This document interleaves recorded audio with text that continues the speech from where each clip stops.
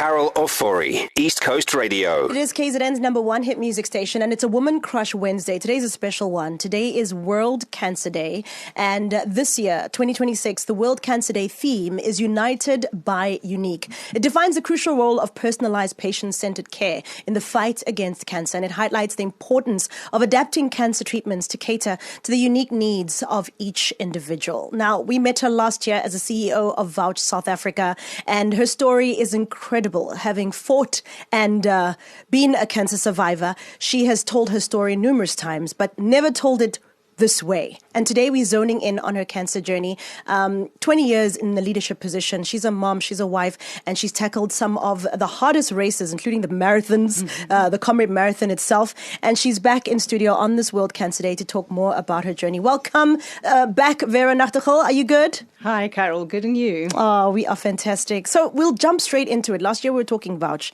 It was launching and it's doing so well. But today is World Cancer Day, and I know you are quite an advocate for cancer treatment, people knowing, checking themselves, speaking candidly about your journey and so forth. But for someone who's never heard your journey, how do you unpack it for them? Thank you so much for this morning. It's always great chatting to you. Cancer is such a terrifying diagnosis and discussion, actually conversation, that a lot of people shy away from it. And I think it's so important for us to highlight it on days, not only like this, throughout the year as well. My personal journey started, as most, I think, that cancer diagnoses do, as a complete shock. 2024 was my year. I told you last time I ran 8 comrades. I did everything I wanted to do with my life. I was in the shape of my life. Career-wise, it was going well. My kids were growing up. And then I was literally stopped in my tracks by a little bump in my left breast. And at first, I ignored it like we do. We think it's perimenopause. I'm 47. You think, it's hormonal. Unfortunately, you've got this gut feel that tells you when something's off. And as a runner, I think we know our bodies very well. Athletes tend to check in quite well with themselves. Yeah. So knew kind of something was wrong. And thank goodness my wife, Janine, told me quite immediately and sternly to go and get it checked out. Long story short, diagnosis came back January last year, end of January, 29th actually, so it's quite recent. Yeah. And it was a very aggressive triple negative breast cancer. Thank goodness they caught it early, stage 1, so it was treatable. But it would still involve 8 rounds of chemo, a double mastectomy, a reconstruction, 15 rounds of radiation. And just last Friday, I had my last operation where they have to do some fillers around the prosthesis to soften them up. So It is a long journey. It's a hard one. But I think the message is you can win this. And we can survive anything if we set our minds to it. Wow. Now, this theme for this year is United by Unique, right? Which speaks to every cancer situation is different. I think what boggles my mind the most about cancer is it's literally your body fighting itself. Yeah. So everybody's body is different. So there's no one size fits all for treatment, right? How does this theme, United by Unique, speak to you and your journey? I think it's critical. Each person's journey on this earth is actually different if you think about it. So having a cancer diagnosis, you can't take a blanket approach and say, well, you've got breast cancer, so you're going to be a typical breast cancer patient and therefore X, Y, Z.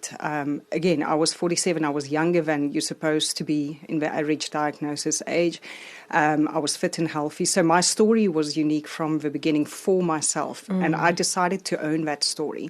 I think once that initial shock kind of subsides, and it is terrifying, and you have to surround yourself with people in those initial days to help you think, because you are going to be stressed, you're going to be traumatized, and you're not going to make good decisions, trust me. So I think leaning on people in the beginning to help you think, and then ultimately going, I've got one of two choices here. I can feel sorry for myself. I can go and lie down in a corner and I can let this thing beat me and run over me. Or I can stand up and I can give myself a fighting chance.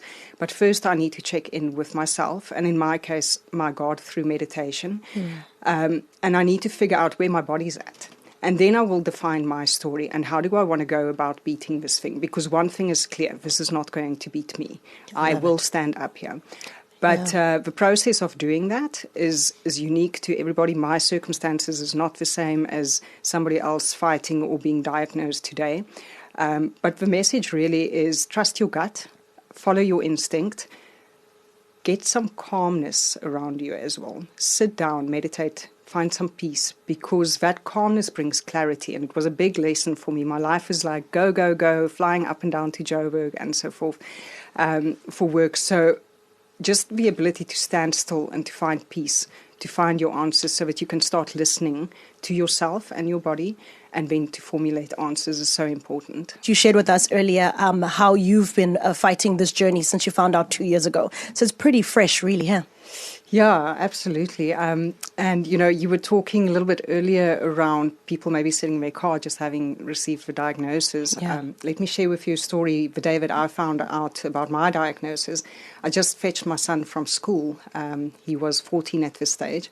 And, when we're driving, you're confident. And I was waiting for this call from my doctor because I knew it was going to come in. Right. But it was in that moment, and we've all been there. You've got your kids from school, you're on your way home, you're in traffic, it's hot, it was like summer. And then you get the call. And I knew it was my doctor. And I was like, okay, I'll just put it onto my phone because I don't want my son to hear. Speaker, yeah. And will my CarPlay not fail in that exact moment? And I can't get her off of the speakerphone. So here we are driving, and she's giving me the diagnosis. My son is sitting next to me, and he's hearing everything from her lips. And it's such a devastating moment in your life because it feels like you're falling. It just feels like everything drops. Yeah. And in that moment, you go through a process where I almost forgot he was sitting next to me. And then afterwards, he's like, what's going on? And I need to try and explain to him what was just broken into our world, even though I still don't understand what's going on. And he had all of these questions, and I'm going, I know nothing about breast cancer. I don't know what to tell my child. And I think that's critical to discuss as well, as moms, as parents, as dads. When you get this worst news, how do you talk to your kids about it? And how do you reassure them, even though you literally are in a position where you can't even assure yourself yet? You're spinning. And you're spinning. And how do you keep your kids safe in this conversation? And that's really where love, support, and I believe honesty plays a big role. I'm curious, how did you navigate that with your son? Because I know you have an older daughter. And yeah, so I've got two sons. Two sons, sorry. Older son, yeah. Yeah, so 18 and 15 now. And, for me, sitting down with them alongside my family, we just decided we're going to go the route of complete honesty because kids need security. But the best thing for security is honesty and truth, right? Yeah. So we feel secure when we feel we're not being lied to. And luckily, they're teenagers, they're a little bit older. I think it's harder with younger kids. Maybe you need to edit the information a little bit more. Yeah. But I decided to give them factually everything that I knew.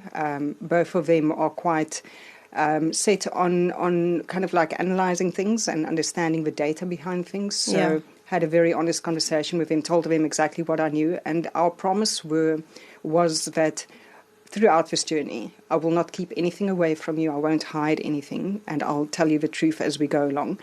And in return, I want you to be honest with me.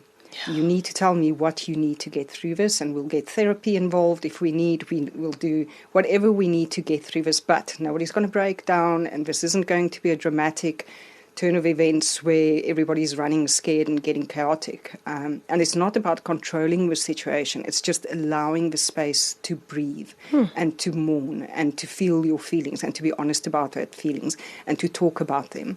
And I'm exceptionally proud of both my sons. I think, the year that they had last year wasn't easy, but they came through. And I believe it's because of love and kindness and a genuine compassion for each other and the truth. And the truth. And I think as parents, sometimes we think the truth sometimes hurts the children. And you mentioned it so beautifully that truth is what gives them trust, and trust is what gives them comfort. And you can't keep your children safe. This is life. They're going to get bumps and they're going to get bruised along the way. And that's what shapes us as human beings, right? Yeah. It's the terrible stuff that makes us edgy and that gives us some flavor. Yeah. Vera, your conversation is just hitting home in so many ways. And I think a big thing that we didn't say here on air, but we spoke about it off air, is around how you get the news, you're devastated. And as you seek treatment, and this is where the theme of United by Unique is so important, your first doctor gave you the worst news. And you were like, I'm not accepting that. I know myself, I know I can do this, and I'm going to look for more help. What do you say to people who think the first doctor to give you advice is it's solid, that's it? Yeah. I think, again, trust your gut feel, right? So the first doctor that we saw, an oncologist that's quite close to where we live. So practically it would be great because of treatment and you don't want to sit in Cape Town traffic up and down.